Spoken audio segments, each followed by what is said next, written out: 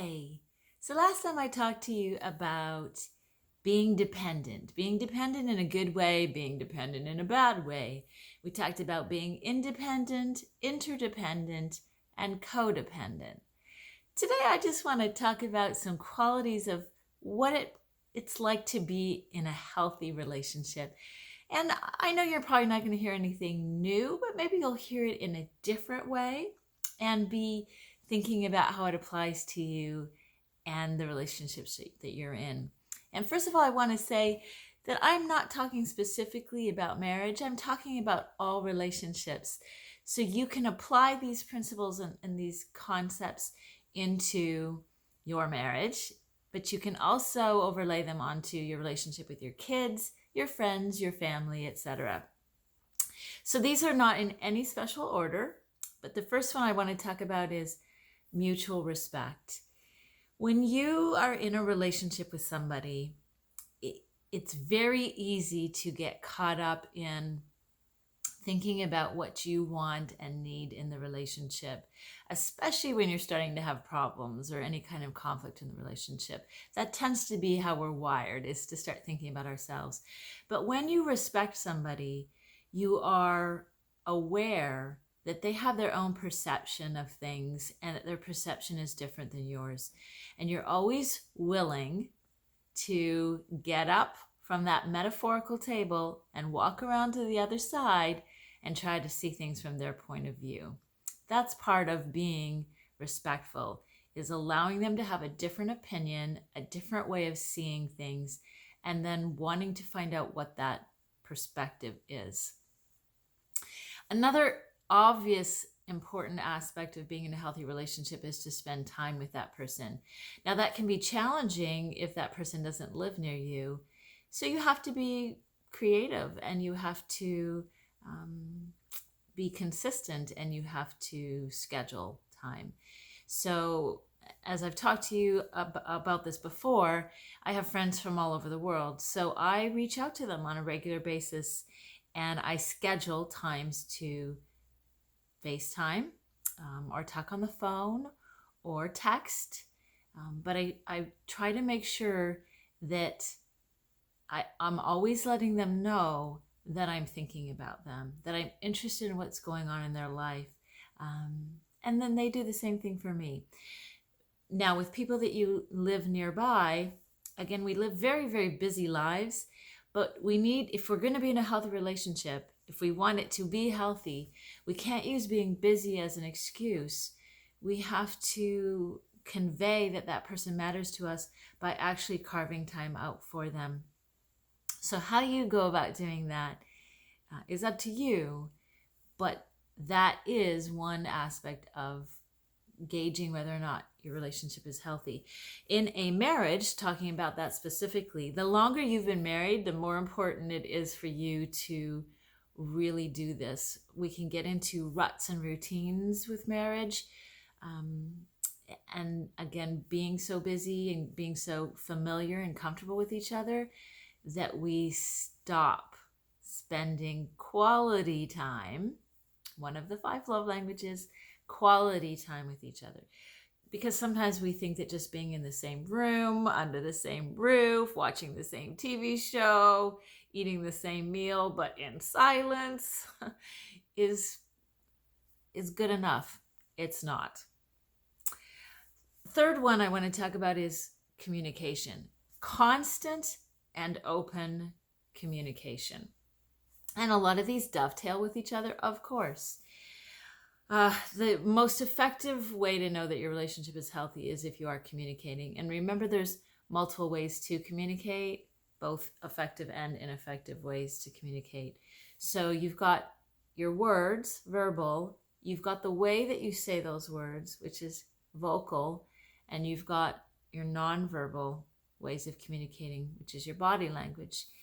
So evaluating how well, not just how well you get your message across, but how well you receive that message. How well are you listening? How actively engaged in listening are you? All of these are really key. Do you open up and share enough about yourself? This can be challenging. And within a relationship, there can be extroverts, there can be introverts, there can be extroverted introverts. So which are you? How do you best communicate? Do you best communicate verbally, in writing? Do you process things out loud? Do you process things internally? Do you assume that your loved one knows what's going on in your head and your heart? Are you talking too much in the relationship and not giving the other person time to respond, time to process and think about what is being said? All of these things are really critical to good communication. The next one that I want to talk about is support. In a relationship, sometimes certain people in the relationships are experiencing highs and some people are experiencing lows. And we need to give each other opportunity to be where we're at, but to be there for that person in whatever way that person needs us to be there for them. That might be giving them time and space to be alone. Again, for an introvert, it might be time to just pull away and think and process, and then come back later and share, hopefully. Others who are perhaps more extroverted need to be able to talk things out loud. So even if that's not your go-to thing, giving support to that person might mean sitting and listening to them talk. For me, I'm a little of both. I'm both extroverted and introverted. I'm just barely over on the extroverted side, but I definitely process things out loud. So a lot of times I come to my aha moments by talking something out. And I'm always very grateful and appreciative to the people in my life that let me do that, that let me talk things out loud.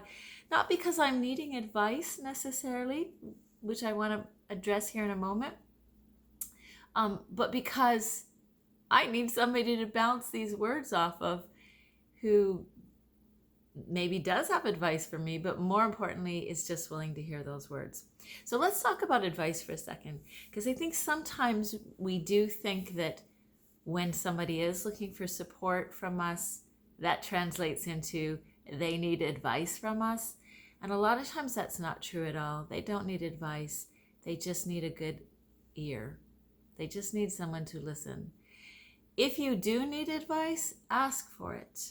Clarify that right from the beginning. Let that person that you're coming to for support know what you need. You can say, I need advice. Or you can say, I just need somebody to listen. I can solve this on my own. I just need to talk this out loud with you. Can you do that for me? Ask for what you need. Another really important aspect to a healthy relationship is trust. And once it's lost, it's very, very, very, very hard to get back, as you well know.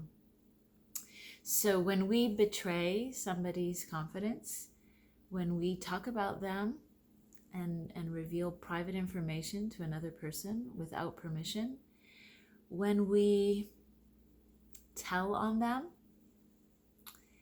even if it's well-meaning, it's extremely hurtful. It makes that person not want to open up to us or confide in us or lean on us or turn to us for support or encouragement. It changes the nature of the relationship. We've all been on the receiving end of this, and we've all been the one who has let somebody's trust down in the past.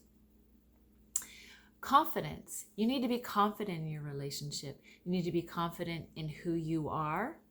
That is an aspect of a healthy relationship.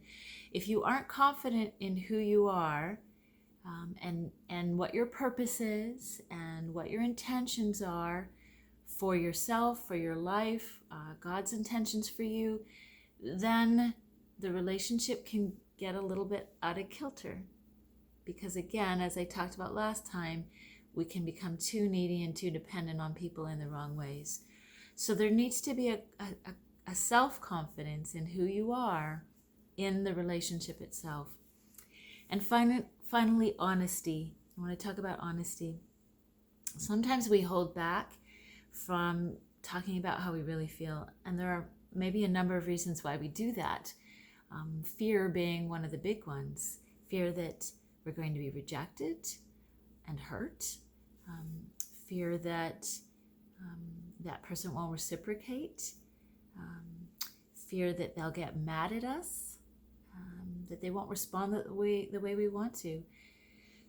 And yet honesty and being vulnerable is really key to having all those other things, mutual respect and open communication, etc., etc. So if you can't be honest with this person, I would ask myself, why? What's inhibiting my ability to be open and honest about what I want and need in this relationship, about how I feel about this person, etc. So I hope that you are in some beautifully, wonderfully healthy relationships.